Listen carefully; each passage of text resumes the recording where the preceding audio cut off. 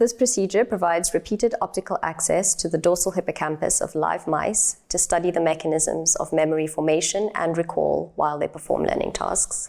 This technique allows the use of light microscopy to study the dorsal hippocampus of live mice at micrometer-level spatial resolution longitudinally over several weeks. Memory loss is a general hallmark of some brain diseases, such as Alzheimer's disease. Understanding the mechanism of memory formation and recall could ultimately help patients suffering from these diseases. This method could be applied to other animal systems with a skull, such as small mammals.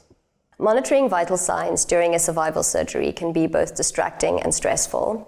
It might be useful to first perform the procedure on a dead animal in order to focus on the more crucial aspects of the procedure.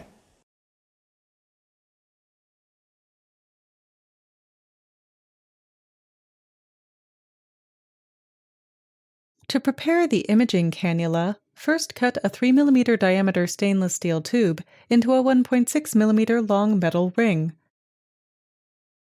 If the edges of the ring are not blunt after cutting, file out the irregularities. Next, use a pair of forceps to dip one side of the metal ring into a UV-curing optical adhesive.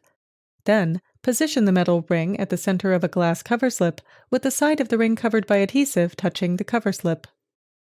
Turn on the UV-curing LED driver unit and shine 365 nanometer wavelength light onto the adhesive for 1 minute to cure the adhesive. Make sure all sides of the ring are equally illuminated by changing the direction of the light source.